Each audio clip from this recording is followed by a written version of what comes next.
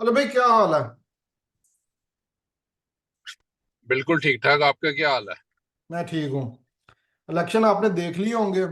उसके बाद जो हो रहा है वो भी आपने देख लिया। तो इसी मौजू पे आपसे सवाल करना है कि फौज की इलेक्शन में मुदाखलत और मौजूदा इलेक्शन। तो सबसे पहले तो आप ये बताएं कि आपकी क्या ऑब्जर्वेशन है कि मौजूदा इलेक्शन में फौजी मुदाखलत कितनी और कैसी रही है।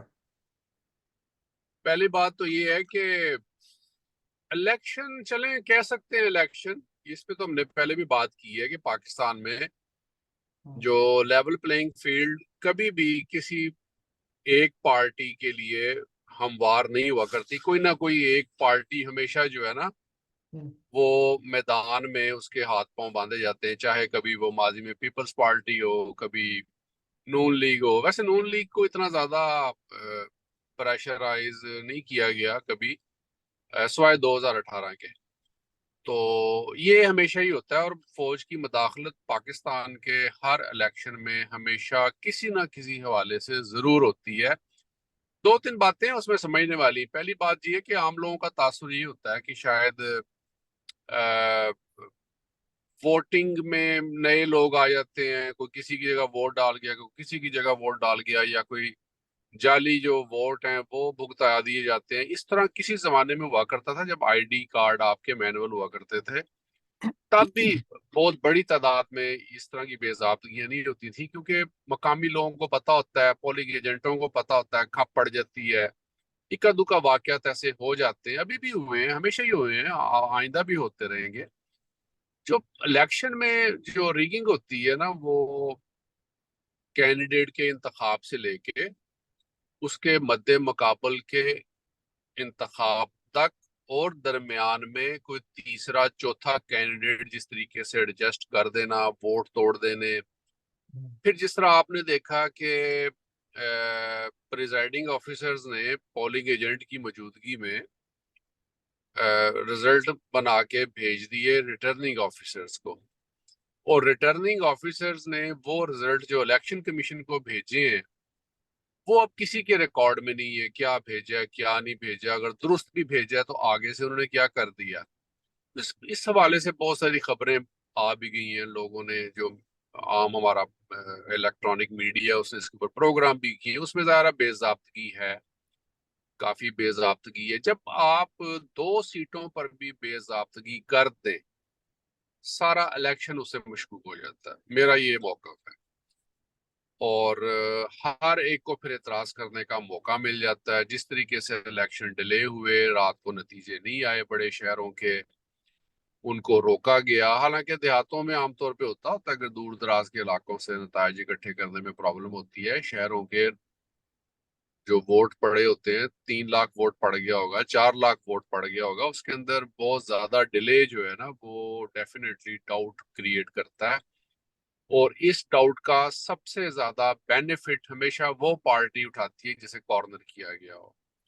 लोगों की हमदर्दियां उनके साथ पहले से बढ़ जाती हैं। जो लोग न्यूट्रल भी होते हैं या जो उनके मुखालफत भी कर रहे होते हैं, वो भी फिर इस नुक्ते पे इत्तेफाक करते हैं कि हाँ, ये ज्यादती हो रही है। और हम देख रहे हैं कि पाकिस्तान का जितना इलेक्ट्रॉनिक मीडिया है, उन सब ने पीटीआई की फेवर में बात की है कि जिस तरीके से रिजल्ट रोके गए हैं, उससे क्लियर कट डाउट नहीं बल्कि यकीन पैदा हो जाता है कि there is definitely many many things wrong. तो इसलिए ये फौज की ज़ाहिर है, किसको नहीं पता कि ये सारे कारनामे के पीछे फौज है। अब इसमें दिलचस्प बात ये है कि जो नए लोग हैं, मसलन 1 करोड़ से ज्यादा वोटर जो है ना, वो 18 साल से ऊपर जो गुजश्ता 2-3 सालों में यानी उसका आईडी कार्ड बना है। अब जो नया वोटर है, इवन 24-25 साल का भी जो वोटर है ना, उनको नहीं पता कि पाकिस्तान में इलेक्शनों की तारीख क्या है, फौज की मदाखलत की तारीख क्या है। They are totally blind. वो यही समझ रहे हैं कि शायद PTI the only victim in this system. हालांकि जाहिर है ये बात नहीं है। पीटीआई सिर्फ विक्टिम नहीं है। इस मुल्क में इलेक्शन के नाम पर, फौज की मदाखलत के नाम पर जो जो जुल्म हुआ है, जिस जिस तरीके से मैंडेट चुराए गए हैं, वो उसकी एक लंबी और बड़ी पुख्ता तारीख है लोगों के पास और पाकिस्तान के हवाले से। This is not first time and I think not last time, क्योंकि रियासत का जो इंफ्रास्ट्रक्चर है, जो रियासत का पूरा एक पूरा फ्रेम ऑफ रेफरेंस है, फ्रेम ऑफ वर्क जो है ना, हम्म, वो इस किस्म के ही सेटअप को सपोर्ट करता है अनफॉर्चुनेटली। तो पाकिस्तान ज़ाहिर जिस तरीके से मार्ज वजूद में आया, पाकिस्तान इटसेल्फ एक कोटा सिस्टम की पैदावार है। पाकिस्तान को बनाने वाले कोटा सिस्टम पे बिलीव करते थे। तो इसकी नजरियात के अंदर ही जमहूरियत नहीं है, इसके नजरियात के अंदर ही जो है ना, इसकी नजरियाती असास के अंदर ही जमहूरी इकदार नहीं है। कहते हैं ना, मेरी तामीर में मुज़मिर एक सूरत खराबी की। तो जो पाकिस्तान में रोज़े अव्वल से हुआ, जिस तरह जिन्ना साहब ने असम्बली के साथ किया, सिंध की असम्बली के साथ किया, डॉक्टर खान की हुकूमत के साथ किया, बलोचों के साथ किया, वही रवायात आज तक किसी न किसी हवाले से हमारे गले पड़ी हुई है और उनसे छुटकारा जो है ना, वो मिलना मुश्किल दिखाई दे रहा है। अली भाई, आपने ये जो बात की है तो उसके जवाब में मैं ये कहूंगा कि जितने भी मुमालिक जिनको हम कहते हैं कि जमहूरी इकदार उनमें बहुत मजबूत हैं, वो भी तो इसी प्रोसेस से गुजरे हैं ना। वो वहां पे भी इसी तरह डिक्टेटरशिप थी, वहां पे भी इसी तरह ओलिगारिक कंट्रोल था। तो क्या समझते हैं आप कि अगर इसी तरह इंतखाबात दर इंतखाबात एक सिलसिला चलता रहे तो एक इस मदाखलत से छुटकारा पाया जा सकेगा? मदाखलत से छुटकारा पाया जा सकता है, ये काम है सियासतदानों का, पॉलिटिशियंस का।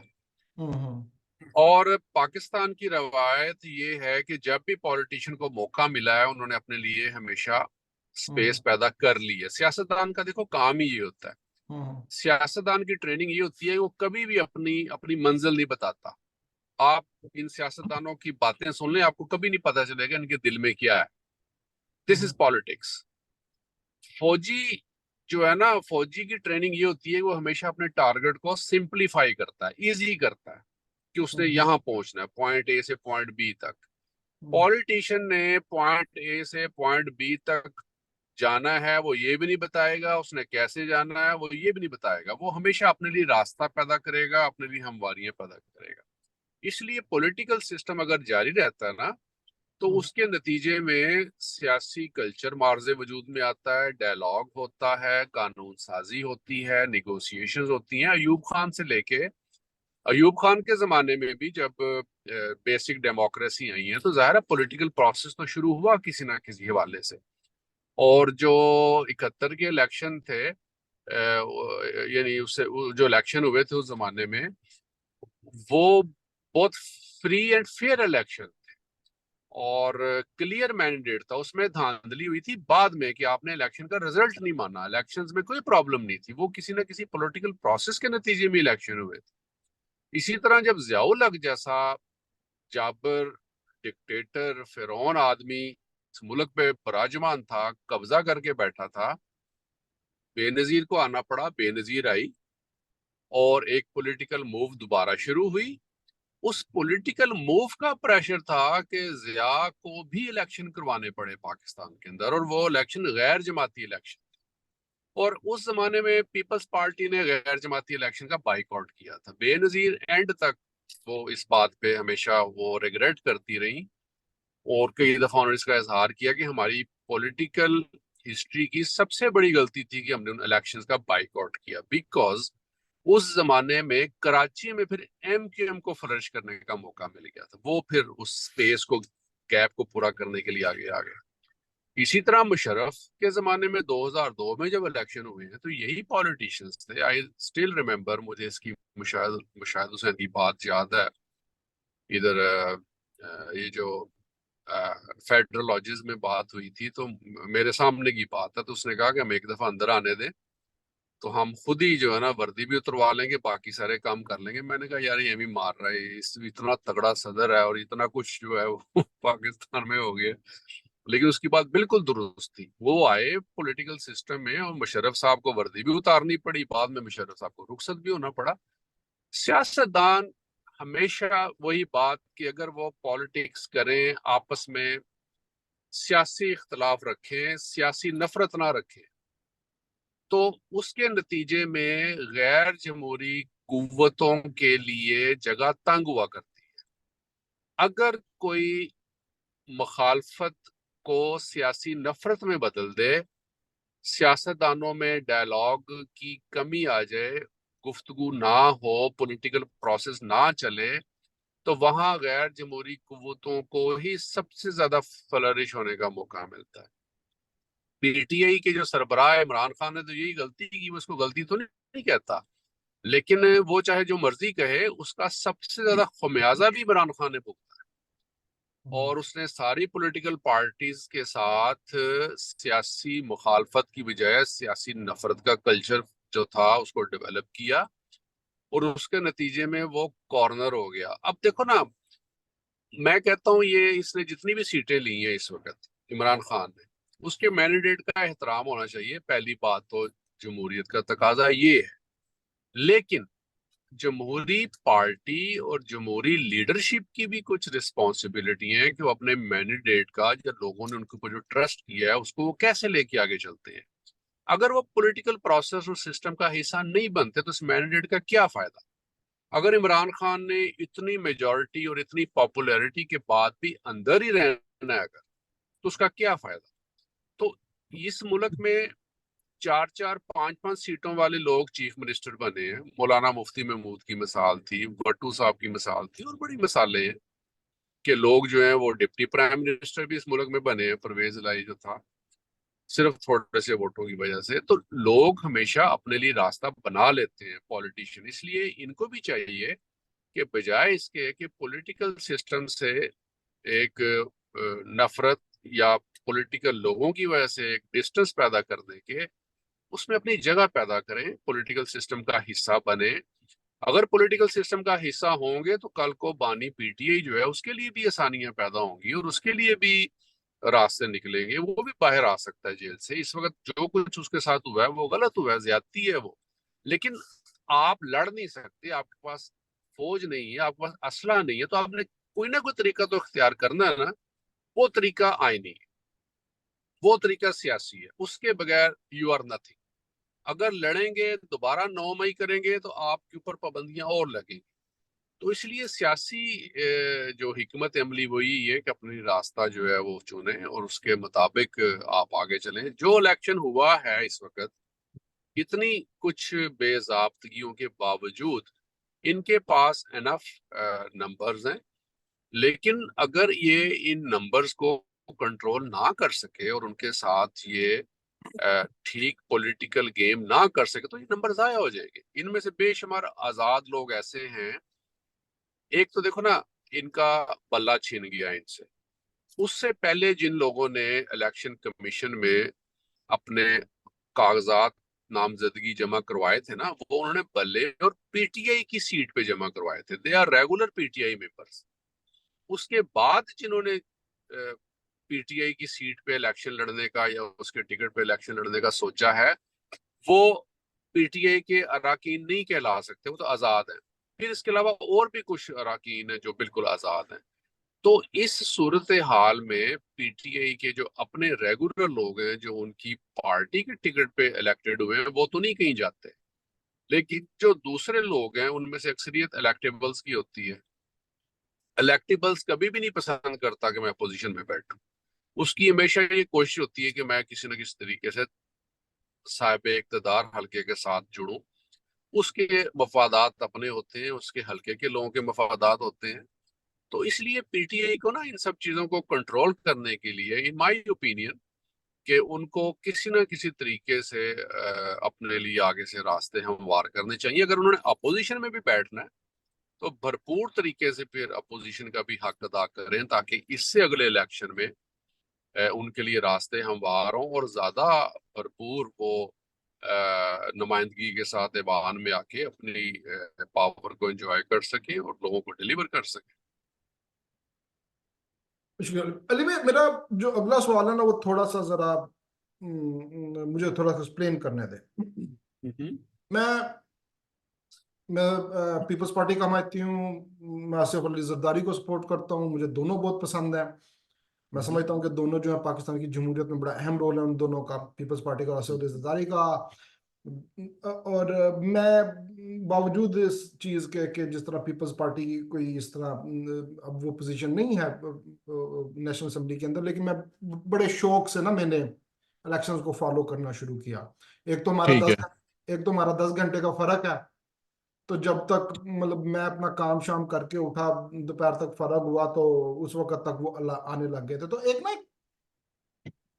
एक एक एक कनेक्शन कह लें या एक इंटरेस्ट कह लें, वो था। हम्म। मैंने शाहजेब खानजादा को जब ये वो चीखते हुए, जो इस तरह था वो चीख के कह रहा था ना कि इलेक्शन कमिश्नर रिजल्ट मत रोके, रिजल्ट शाया करे, नहीं तो इलेक्शन की इस कारकर्दगी के ऊपर शदीद नुकसान उठ जाएगा। हम्म। मैंने मतलब लानत डाल के लिटरली मतलब गाल ही निकाल के ना मैंने टीवी बंद किया। आसमा ने कहा कि ये क्या कर रहे हैं, मैं तो देख रही हूँ। उनका देखो बैठ के, मैं जा रहा हूँ, ये कुछ नहीं होने लगा था। मेरी इस बात करने का मकसद ये है कि कोई भी रियासत या कोई भी निजाम आप जैसे मर्जी उसूल बना ले, वो सिर्फ एक चीज पे कायम होता है, और वो होता है निजाम का एहतराम। एक फौजी जो है वो अपने से हायर रैंक के बंदे को गोली क्यों नहीं मार सकता? उसके पास गन होती है, वो उसको मार सकता है। वो क्यों नहीं मारता? क्योंकि वो जो निजाम है ना, वो उसको रोकता है। और और फौजी के दिमाग में वो क्या बात है जो उसको ये करने से रोक रही है? ये बैन ही वही चीज है जो एक आम शहरी को चोरी करने से रोकती है, और वो है रिस्पेक्ट, ट्रस्ट, सिस्टम का ट्रस्ट। अगर सिस्टम रूल का of law. Rule of law के नतीजे में एक फर्द के जहन में पैदा होने वाला एतमाद उस निजाम के ऊपर जामन होता है उस निजाम की कामयाबी की। मेरा सारा इस फिलॉसफी का मकसद ये है कि अब क्या मतलब, एक जो पढ़ा लिखा पाकिस्तानी है उसका क्या इंटरेस्ट है पाकिस्तान में, या मतलब वो किस तरह वो ट्रस्ट वो पैदा करे। और इस चीज का एक समा आपने तो अभी तक सियासत की बात की है, मतलब छोड़ा कि आप जरा समाज की बात करें कि इस तरह मुदाखलत से समाज पे क्या असर पड़ता बात ये है कि जो लोग मदाखलत करते हैं, है। सवाल ये पैदा होता है क्या उनको नहीं पता इस बात का कि समाज पे इसका क्या असर होगा। बिल्कुल बिल्कुल। उसका उसका जवाब ये है कि उनको बिल्कुल पता है। हम्म, अगली बात ये है कि फिर वो ऐसा क्यों करते हैं, इसलिए they are duffers according to Asma Jahangir. सही उनको समाज की, फलसफे की, माशियात की, समाजियात की क्या खबर सही। कि इसके नतीजे में जो अनरेस्ट पैदा होता है, एक अदम एतमाद पैदा होता है, उसके कितने मनफी असरात पैदा होते हैं। एक मुल्क में नेशनलिज्म की स्ट्रेंथ या उसकी जो एक ताकत में कमी आनी शुरू हो जाए, हम्म, लोगों की अपनी धरती से, अपने मुल्क से वाबस्तगी जो है वो कम होनी शुरू हो जाए या नफरत में बदलना शुरू हो जाए, हम्म, तो उसका अल्टीमेट जो नतीजा तो एक डिजास्टर है। और डिजास्टर ऑलरेडी इज देयर।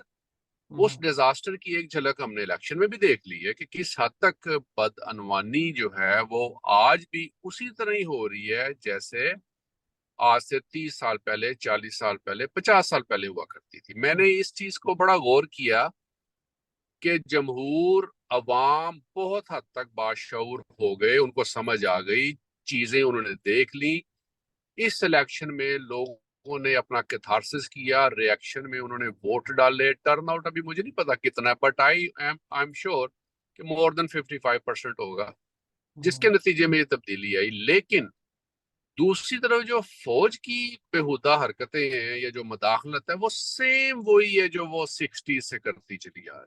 हम्म, उनमें कोई तब्दीली नहीं है। इसका ये मतलब है कि समाज आपका तरक्की कर रहा है, किसी न किसी हवाले से लोगों में शऊर आ रहा है, लेकिन एक जो इदारा है जिसके पास गन है, जिसके पास बंदूक है, वो अभी तक बंदूक से ही मसले का हल करना चाह रहे हैं। और वो जिस तरीकाकार से सोच रहे हैं, ये तरीकाकार एक दफा नहीं, दो दफा नहीं, पाकिस्तान में बीसियों मरतबा नाकाम। और इस फेलियर के नतीजे में ही आपकी रियासत दुनिया में जो 5 बड़े ममालिक है ना, ज्यादा पॉपुलेशन वाले, इंडिया है, चाइना है, अमेरिका है, इवन इंडोनेशिया है, ब्राजील। उनमें ब्राजील है, उनमें से सबसे बुरे हालात जो है ना पाकिस्तान के, कि वो अपनी मैन पावर से, अपने ह्यूमन रिसोर्स से कोई प्रोडक्टिव काम नहीं करवा सके, उसका सबसे बड़ी वजह ही ये है कि एक आम आदमी के मफाद और रियासत के मफाद में जमीन आसमान का फर्क है। रियासत के जो अस्करी अदारे हैं, उन्होंने जिन मफादात को मुकद्दम समझ के इस रियासत के असूल वज़ा किए हैं, वो आम आदमी के मफाद से यकसर मुतसादम है। आम आदमी उसका बेनिफिशरी नहीं है, तो इसका इंतहाई शदीद नुकसान होगा। इस नुकसान से बचने के लिए या इस नुकसान को मिनिमाइज करने के लिए, अगेन, अगर कोई ताकत रोल अदा कर सकती है तो वो पॉलिटिकल पावर्स ही हैं। इमरान खान अंदर है। इमरान खान इस वक्त जिस डिजास्टर से या आजमाइश से या जिस किसी, मैं तो सिर्फ वैसे एक समझता हूँ कि रिफ्रेशर कोर्स ही है, क्योंकि अगर इसके नतीजे में इमरान खान को अकल आ गई ना कि what is a political system और इसको कैसे लेके चलना है, पॉलिटिकल ताकतों के साथ कैसे मामला तय करने हैं, तो मैं समझूंगा इमरान खान का भला हो गया। अगर इमरान खान को अभी भी अकल ना आई और उसने वही फाशिस्ट रवैया इख्तियार किया जो उसका पहले था, तो फिर यहाँ पे मजीद डिजास्टर है। देखो ना, 18 के इलेक्शन में भी यही कुछ हुआ था जो यहाँ हुआ है। लोग बहुत सारे जो इमरान के हमायती है ना, वो उन्होंने इस चीज का बिल्कुल उल्टा मतलब निकाला हुआ कि 18 में हमारे साथ ज्यादती हुई थी। मैं उनसे ये सवाल पूछता हूँ कि इमरान खान जैसा आदमी, जिसने 13 में 4 सीटों के ऊपर इतना फितना फसाद खड़ा किया, और क्या कुछ नहीं कर दिया उन 4 सीटों पे इमरान खान ने, धरने कर दिए, सुप्रीम कोर्ट तक चला गया, इलेक्शन कमीशन को वहां बुला लिया, रिकाउंटिंग हो गई, री इलेक्शन हो गया, निकला क्या नतीजा? कुछ भी नहीं। उस इमरान खान की 20 सीटें आपने 18 में मार ली बकौल इमरान खान के हमायतियों के। तो इमरान खान जब इक्तदार में था, जनरल फैज मीद एक जेब में, बाजवा दूसरी जेब में, और चीफ जस्टिस साहब जो था वो पेंट की जेब में, तो इमरान खान ने एक दिन नहीं उनको शिकायत की कि ये 20 सीटें भी मुझे लेके दो, और एक बयान नहीं दिया, इवन आज तक नहीं कभी दिया। उसकी जरूरत नहीं थी अली भाई। जरूरत उसकी नहीं थी। देखो बेनजीर के साथ 88 में जो हुआ, बेनजीर ने उसका इजहार किया बाद में कि मेरे साथ इन्होंने हाँ, ज्यादती की ओके, है। ठीक है, got. Imran Khan, he never claim and he never Ergo, और नेवर, उसने कभी उस पर कंटेस्ट नहीं किया, कभी उसने प्रोटेस्ट नहीं किया कि 18 में मेरे साथ ज्यादती हुई है। वो तो भूले नहीं समा रहा था जो कुछ उसे मिल गया। मैं आपको बता रहा हूँ, सेम इसी पैटर्न पे 18 का इलेक्शन था। ये कासम सूरी, इसका इलेक्शन जो था वो इसी तरह धांधली से कोयटा से जीता। 4 साल तक बंदयाल साहब और साकब नसार उसके खिलाफ जो फैसला, उसकी जो अपील थी उस पर स्टे दिया उन्होंने, और 4 साल तक उसका केस दबाए रखा उन्होंने।